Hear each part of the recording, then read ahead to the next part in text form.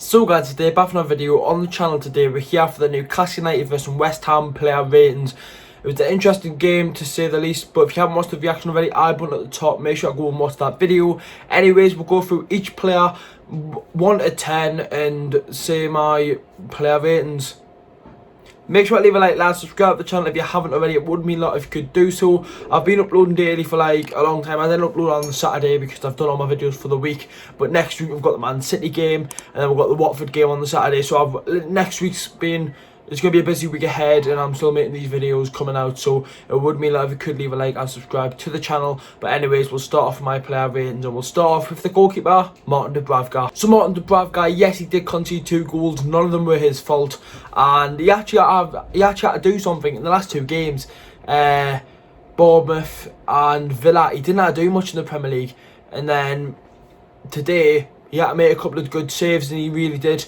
Had to make some crucial saves for us in the first half and the second half. I'm going to give Motm a 7 out of 10. Right back was Emil Kraft, and yet again, like Bournemouth, Emil Kraft was really good. He got the assist for Almiron's goal. He was attacking and defending, and he was putting his body on the line when it came to clearing the ball, keeping it just in play.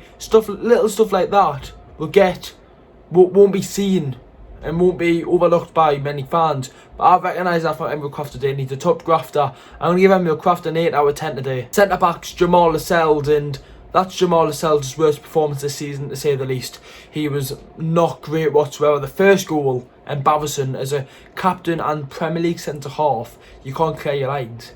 It's embarrassing, right? And the second goal, just put your body on the line. I don't know what happened to Lascelles today, but I'm going to give Jamal Lascelles a 4 out of 10. Fernandez now, and completely opposite to Lascelles, he was fantastic.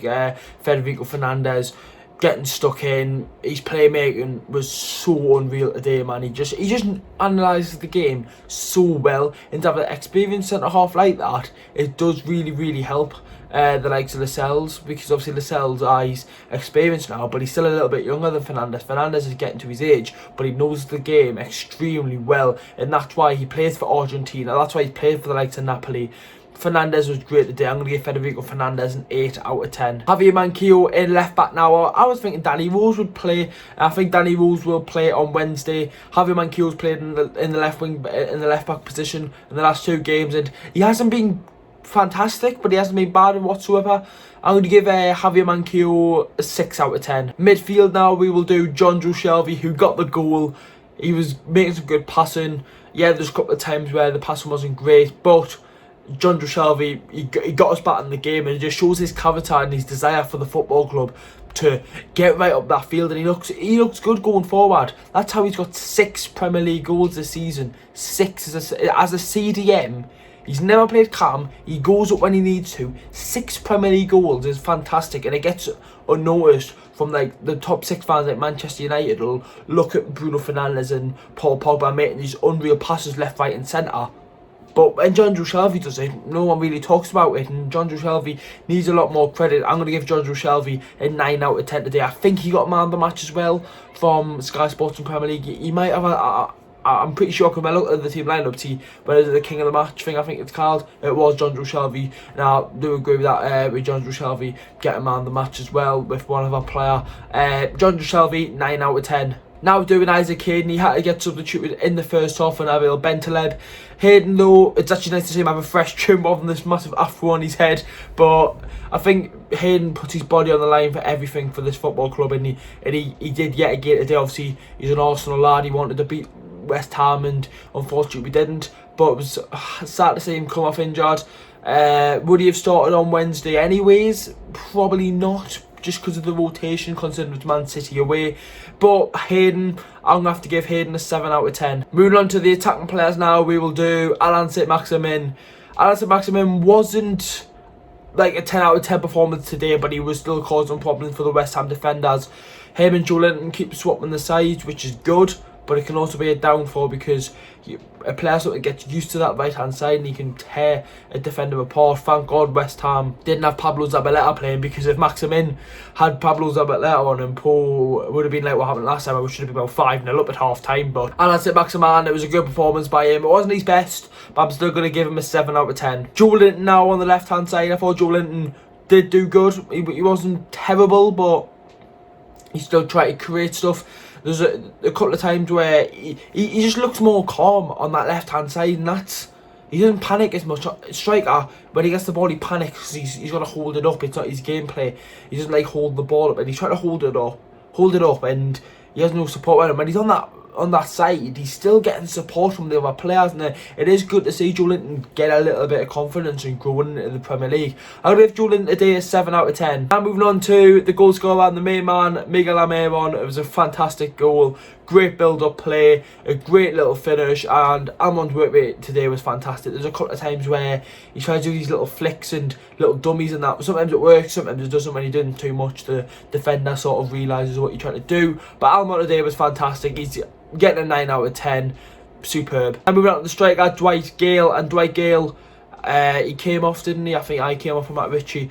Gale got the assist for the Shelby goal. Good communication for them, just to, when Gale had the ball, just to let Shelby take it off his feet and just finish it in. It was a little bit of good communication, because Gale could have like touched that and it would have messed up the whole attack, which was good to see Dwight Gale just calm it down, little touch. Gale had that free kick chance as well. Gale was alright today. I'm going to give Dwight Gale a 7 out of 10. We'll do the substitutes now, starting off with the person who came on the first off, Nabil Bentaleb. One thing that sticks in my mind what he done was this lovely drag back, and it just, I think it might have been Pablo Fernandez or Lanzini just sent him to the shops. Bentaleb, he was okay. There was a couple of times where he just thinks he's got too much time on the ball, and bang, there's someone on him, and he panics a little bit. And sometimes when he loses the ball, he'll like put his head down and not try and win it back straight away, and it's a little bit frustrating, but it's not all the time. Nabil Bentaleb, he probably will start Wednesday against Man City. I'm going to give Nabil Bentaleb a 7, a 6. I'll give him a 7. Now moving on to Lazaro, who was the second substitution, the first one in the second half. He was decent today. He was causing problems for the attack. He was coming back and helping Emil Kraft out, which was good, because that's what he's good at, because obviously he's played wing back and right wing, so he's so used to just going up and down that line where he can just control that right hand side, because he's got the defensive duties that he can do and he's got the attacking duties that he can do, which he does bring. For me, he's got to start Wednesday. I'm surprised he didn't start today after scoring against Bournemouth, but we'll see what he can do against Man City. I'm going to give him a 7 out of 10 as well. Next substitution is Matt Ritchie, and I thought Matt Ritchie was very quiet. Him and Mankey on that left hand side in the second half were really quiet. He didn't really do much from the top. I literally can't remember if Matt Ritchie done anything in that game. I'm going to give Matt Ritchie a 6 out of 10. And finally, Andy Carroll, obviously against his former side, against his fellow mates and whatnot. Andy Carroll was okay today. He only played about 15 minutes. Andy Carroll, a 6 out of 10. It was an okay performance, but yet again against his old teammates and whatnot. But we're still waiting for that Andy Carroll first goal at Newcastle United. Will that ever come? Will he score his first goal this season? Yes, he's got 5-6 assists, which is more than Sterling, Ozil, very high players in the top 6. So he's done well on that aspect, getting the assist, but we need to see him get that goal, and it would have been nice to see him get that goal against West Ham. So that's the end of the player ratings, lads. Do you agree with me? Do you disagree with me? Put your player ratings in the comment section down below. Make sure to leave a like, lads. Subscribe to the channel if you haven't already. Watch the reaction, link in the description, I button, which got announced at the start of the video, and on the end screen on the outro. So make sure to do that, lads. That's the player ratings. Leave a like, subscribe to the channel. I'll see you all in the next one.